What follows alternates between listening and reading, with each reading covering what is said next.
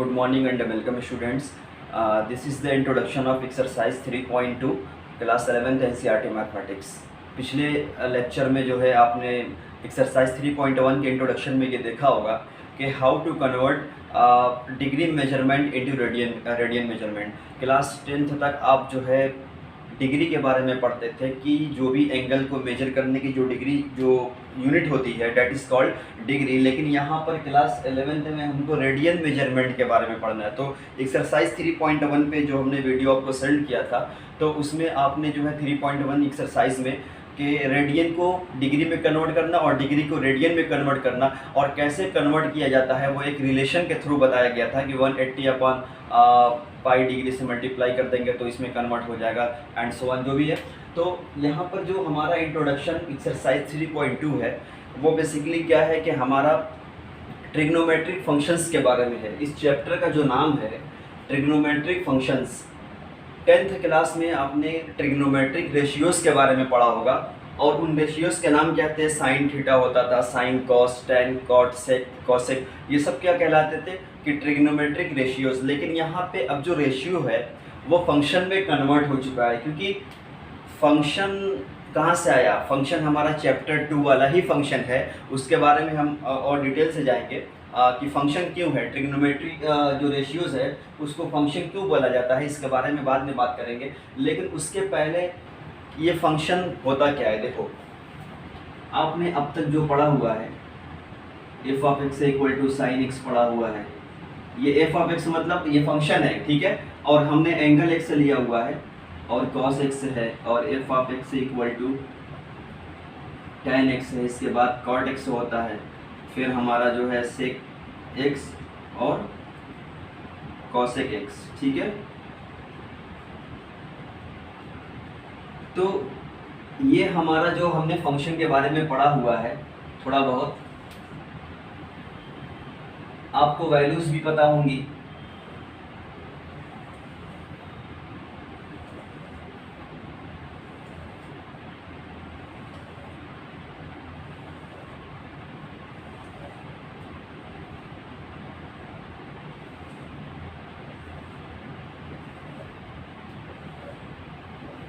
ठीक है, सबसे पहले जो ज़ीरो होता है, तो यहाँ पर हम डिग्री की बात नहीं कर रहे हैं, मैं बार बार कह रहा हूँ कि यहाँ पर हम जो है रेडियन की बात कर रहे हैं। तो 0 डिग्री मीन्स 0 रेडियन हो जाएगा और इसके बाद 30 डिग्री का जो एंगल होता है तो 30 डिग्री को हम क्या लिख सकते हैं रेडियन में, पाई/6, ठीक है।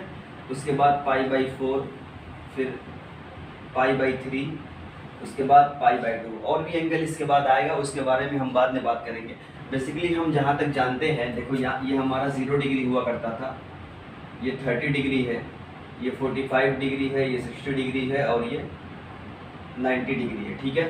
तो हमको पता है कि साइन 0 की वैल्यू क्या होती है, 0 होती है, साइन 0 की वैल्यू 0 होती है और साइन 30 की वैल्यू क्या होती है, 1/2 होती है, इसकी वैल्यू 1/√2 होती है, इसकी वैल्यू √3/2 होती है और इसकी वैल्यू 1 होती है।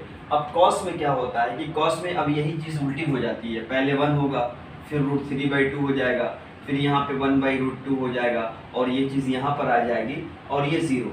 और tan में क्या होता है कि इनका डिवीज़न होता है। बेसिकली tan क्या होता है, tan हमारा साइन अपॉन में कॉस होता है, तो साइन अपॉन में कॉस यानी 0/1 0 हो जाएगा, 1/2 अपॉन में √3/√2 कितना हो जाएगा, 1/√3 हो जाएगा, इसकी वैल्यू 1 हो जाएगी, ये √3 हो जाएगा और 1/0 मीन्स इनफाइनाइट, ठीक है, ये हो गया इनफाइनाइट। अब अगर आपने 3 निकाल लिए, बल्कि 3 के अगर आपको सिर्फ एक के बारे में पता है तो आप कॉस निकाल सकते हो, फिर उसके बाद साइन और कॉस की हेल्प से आप tan निकाल सकते हो। अब इसका उल्टा जाना है, कॉट एक्स, देखो 0 का मतलब क्या हुआ, 0/1 और इसका उल्टा यानी कि 1/0, ठीक है, यानी इनफाइनाइट हो गया। 1/√3 का इन्वर्स क्या हो जाएगा, √3 हो जाएगा, ठीक है, फिर 1 हो जाएगा, फिर ये √3 हो जाएगा और ये इन्फिनिटी का उल्टा 0। यानी आप कह सकते हो tan के लिए जो हम इधर से चले थे, कॉट के लिए हम इधर से चलेंगे, यानी कि पहले इन्फिनिटी आएगा, फिर √3 आएगा, फिर 1 आएगा, फिर 1/√3 आएगा, फिर 0 आएगा। इसी तरीके से सेक किसका अपोजिट होता है, sec is the inverse of cos. तो अब जो कॉस की वैल्यू है 1, तो 1 का उल्टा क्या हो जाएगा, 1 ही होगा। √3/2 का उल्टा क्या होगा, 2/√3 हो जाएगा, ठीक है। 1/√2 का इनवर्स √2 हो जाएगा। इसी तरीके से ये 2 हो गया, और 0 का इनवर्स क्या होगा, इनफाइनाइट। इसी तरीके से साइन का उल्टा कॉसेक होता है, तो 0 का उल्टा क्या होगा, इनफाइनाइट। जैसे आप ये कह सकते हो कि 0 is nothing but infinite is everything, कि 0 कुछ नहीं है लेकिन इनफाइनाइट मतलब एक बहुत बड़ा सा नंबर हम इमेजिन नहीं कर सकते, तो वो इसका इन्वर्स होता है। 0 का इन्वर्स है इन्फिनिटी, और इन्फिनिटी का इन्वर्स 0 होता है, ठीक है। तो कॉसेक हो गया। अब 1/2 का उल्टा 2 हो जाएगा, और ये हमारा √2 यहाँ पे हो जाएगा, 2/√3 हो जाएगा, और ये 1 ही रहेगा, ठीक है। बेसिकली हम इतने के बारे में जानते थे कि there are 6 ratios of the trigonometric function, sine, cosec and the cosec and cosecs. Further we will discuss about the more angles about the radian, that is 2 pi radian and 3 pi radian, 3 pi/2 radian in the multiples of 2 pi radians. बहुत सारे angles होते हैं 2 pi radian, 2n पाई होता है, और इसी तरीके से अगर 4 पाई की बात करते हैं तब कैसे निकालेंगे, ये सब चीज़ें धीरे धीरे आएंगी। लेकिन उसके पहले अभी तक क्लास 10th का जो सिलेबस था आपका सिर्फ π/2 तक था। इसके आगे हम कैसे जाएंगे, देखो इसके आगे जाने के लिए एक चीज़ मैं बता रहा हूँ। सबसे पहले आप एक यूनिट सर्कल लो, यूनिट रेडियस का, ये है हमारा, ठीक है, और ये हमारी y एक्सिस है, ये हमारी x एक्सिस है, ठीक है, ये y है। तो हमने x एंगल पे यहाँ पे एक x एंगल लिया। सबसे पहली चीज़ क्या है, this is the unit circle, means कि रेडियस क्या हो जाएगी, इक्वल टू 1 यूनिट। रेडियस क्या है, 1 यूनिट है, तो यूनिट सर्कल बोला जाता है। तो cos x, यानी जब हमने यहाँ पे x लिया, तो अब इसका जो कोऑर्डिनेट होगा, इसका कोऑर्डिनेट क्या होगा, वो होगा हमारा cos x sin x। इसका कोऑर्डिनेट कहीं पर भी आप ले लो, यहाँ पर भी लोगे तब भी cos होगा, sin भी होगा, लेकिन एंगल पर डिपेंड करता है कि ये एंगल आपने कितना लिया हुआ है। अब जब ये बताओ कि ये लेंथ कितनी है, हमने कहा है कि ये यूनिट रेडियस है, यानी कि इसकी लेंथ कितनी है, 1 है। तो यहाँ पर कौन कौन सा एंगल है, ये एंगल क्या है, ये एंगल 0 है, एंगल 0 है।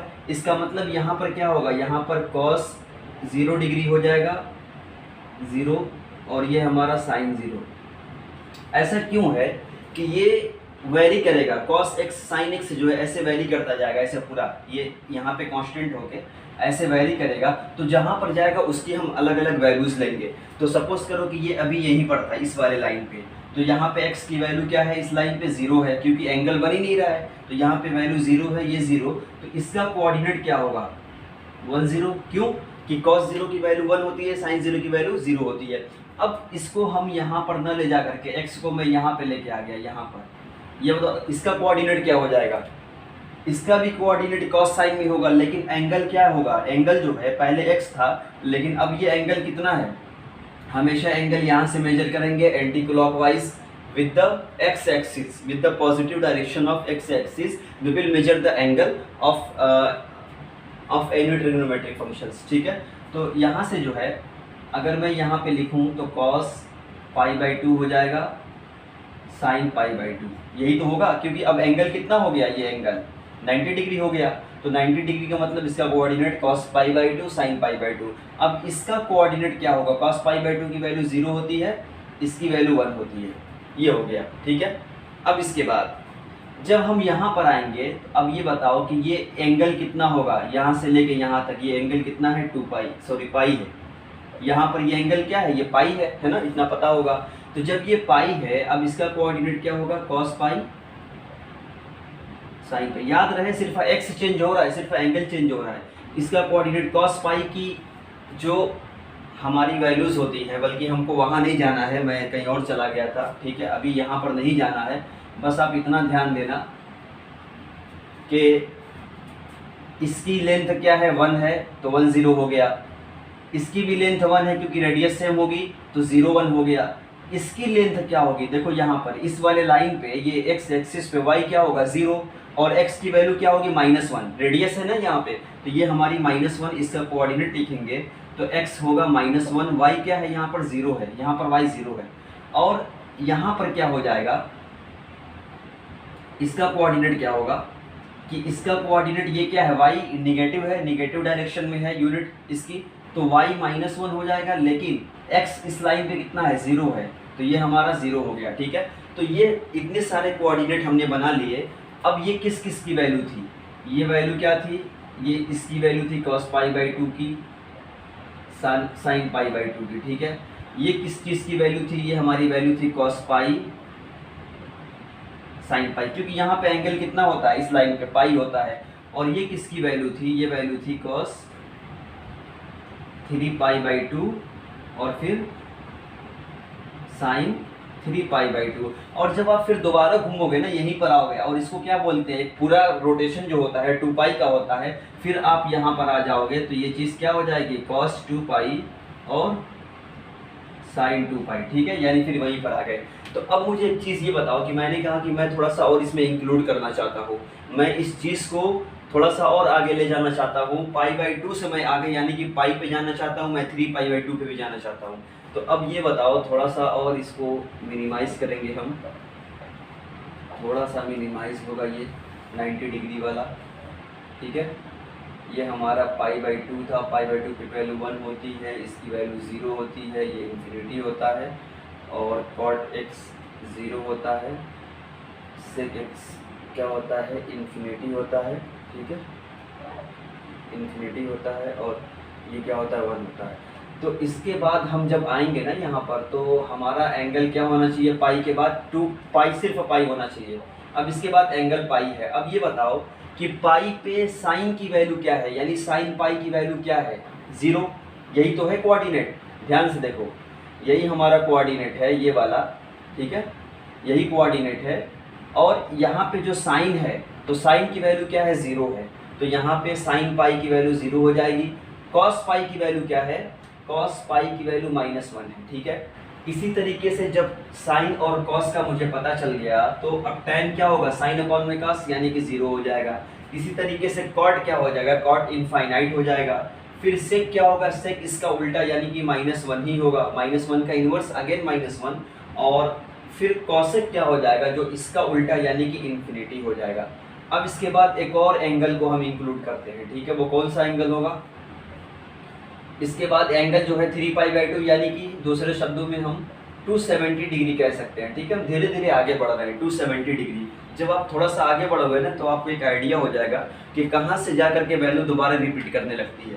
तो 3π/2 पे ये बताओ कि यही तो है एंगल 3π/2, यानी यहाँ से घूम करके जब यहाँ पे आओगे तो एंगल क्या होगा, 3π/2। और 3π/2 पे क्या हुआ कि कॉस साइन 3π/2 की वैल्यू कितनी है, -1 है। cos 3π/2 की वैल्यू कितनी है, 0 है।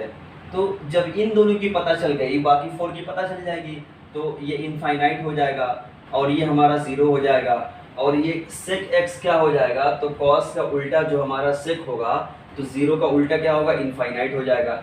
cosec यानी इसका उल्टा -1। ठीक है, तो ये हमारी एक मोटी मोटी वैल्यू थी, 3π/2 तक हमने ले लिया। और जैसे ही हम पहुँचे 2π पर, जैसे ही मैं 2π पे पहुंचा, तो मैंने क्या देखा कि जो मुझे वैल्यू 0 पे मिल रही थी, वही वैल्यू 2π पे भी मिल रही है, सेम मिल रही है।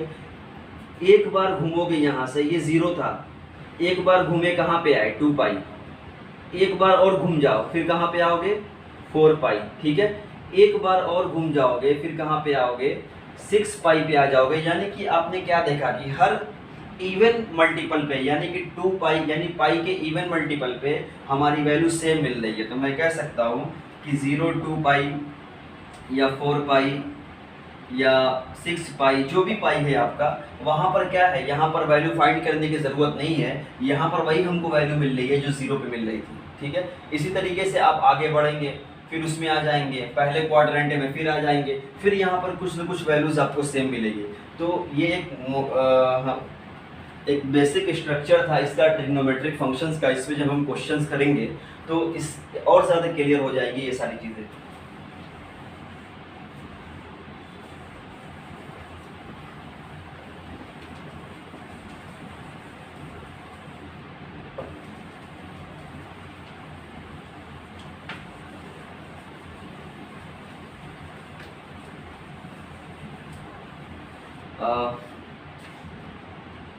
इसके बाद जो है हम हाँ, एक इम्पॉर्टेंट चीज़ ये है, अब हम वो चीज़ पता करेंगे जहाँ पे साइन की वैल्यू 0 होती है या कॉस की वैल्यू 0 होती है। तो देखो, जब भी एक चीज़ का ध्यान देना कि ये हमारा कार्टेशियन प्लेन है। कार्टेशियन प्लेन मीन्स दो प्लेन की बात होती है बेसिकली, एक्स वाई प्लेन की। ये बोर्ड क्या है? बोर्ड एक एक्स वाई प्लेन है। जब हम इस रूम की बात करेंगे तो रूम कौन सा एक्स वाई जेड प्लेन हो जाएगा, क्योंकि इसके अंदर 3 डायरेक्शन है, लेंथ भी है, लेंथ है, ब्रेथ है और हाइट है, ठीक है। लेकिन ये बोर्ड है, बोर्ड के पास सिर्फ इसकी लंबाई है, चौड़ाई है, therefore it is called Cartesian plane. Cartesian नहीं कह सकते, सिर्फ प्लेन कह सकते हैं, एक्स वाई प्लेन। और कार्टेशियन इसलिए है क्योंकि इसके अंदर जो हम क्वाड्रेंट की बात करते हैं, जो हम कोऑर्डिनेट ज्योमेट्री की बात करते हैं, वो यहीं से निकल करके आता है, क्वाड्रेंट से, ठीक है, कार्टेशियन प्लेन। तो अब क्या चीज़ है कि जब भी हम एंगल मेजर करते हैं तो हमेशा एंटी क्लॉकवाइज लिया जाता है। यानी कि अगर मैं ऐसे मेजर करता हूँ, इस साइड से यहाँ तक आए, फिर यहाँ तक आए, फिर यहाँ तक आए, ठीक है, फिर यहीं पर आ गए, तो ये कौन सी डायरेक्शन है? ये पॉजिटिव होगा। अगर मैं ऐसे मेजर करूँ, यहाँ से ये यहाँ तक, फिर यहाँ से, ठीक है, फिर यहाँ तक आप आ गए, तो ये कौन सी है? निगेटिव है, ये निगेटिव एंगल होगा। जैसे मैं कहूँ कि माइनस साइन 90 या साइन माइनस 90 डिग्री, तो यही होगा नीचे की तरफ, क्योंकि हमने इधर से मेजर किया हुआ है साइन, ये यहाँ पर साइन माइनस 90 डिग्री हो जाएगा। तो अब जो है, अगर मैं थोड़ा सा और क्लियर फिगर बनाऊं इसका, तो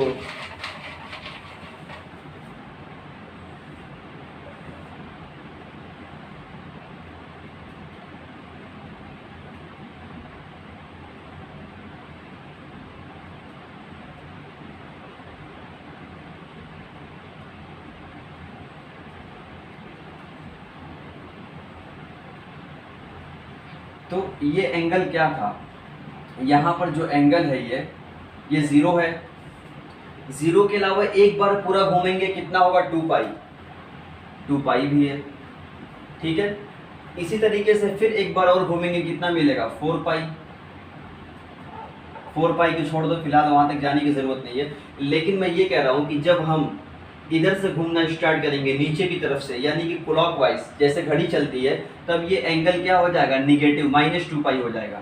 तो 2 पाई भी वहीं पर है और -2 पाई भी वहीं पर है, बस फर्क ये हुआ कि एक ऐसे घूम रहा है और दूसरा ऐसे घूम रहा है, ठीक है। इसी तरीके से ये एंगल कितना है? जब हम ऐसे जाएंगे नीचे से ऊपर, यानी एंटी क्लॉकवाइज जाएंगे, तो ये एंगल कितना हो जाएगा? π/2। और जब ऐसे जाएंगे, यहाँ से ऐसे जब ऐसे घूमेंगे, तो ये एंगल कितना हो जाएगा? -π/2। यानी कि इस लाइन पे दो एंगल बन रहा है, π/2 एंड -π/2। और इसी तरीके से इस लाइन पे कौन सा एंगल बनेगा? पाई एंड -π। इस लाइन पे 270 डिग्री, यानी कि 3π/2 और -3π/2। और ऐसा क्यों हो रहा है वो हमने बता दिया कि जब हम ऐसे घूमेंगे तो 3π/2 मिलेगा, जब नीचे से ऐसे घूमेंगे तो -3π/2 मिलेगा। तो इतने सारे एंगल्स हमारे पास हैं, ठीक है, ये बुक में भी आपके दिया हुआ है। तो अब मेरा सवाल ये है कि अगर मैं कहूँ कि साइन कहाँ कहाँ पे 0 होता है, तो ये हमारा y एक्सिस है, ठीक है, और ये हमारा क्या है? ये हमारा x एक्सिस है, ये है, ठीक है। तो अब ये बताओ कि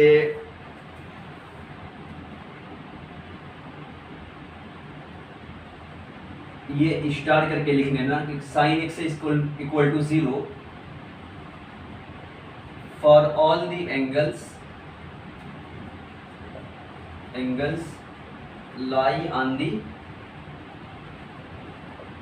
x एक्सिस। कहता है कि साइन x की वैल्यू वहां पर 0 होगी जहां पर x एक्सिस का हर एंगल लाई करता है। तो अब ये बताओ कि यही तो x एक्सिस है, इस x एक्सिस पे कितने एंगल लाई करते हैं? यानी कि कौन कौन सी वैल्यू के लिए? साइन x की वैल्यू, साइन x ये अलग चीज़ है, x एंगल है और साइन x पूरा ट्रिग्नोमेट्रिक फंक्शन है। तो कहता है कि इस साइन की पूरी वैल्यू 0 होगी, कब? किसके लिए? वो एक उस एंगल के लिए जो x एक्सिस पर लाई करता है, यानी कि x ही तो एंगल है। तो x की वैल्यू x एक्सिस पे क्या है? 0 है।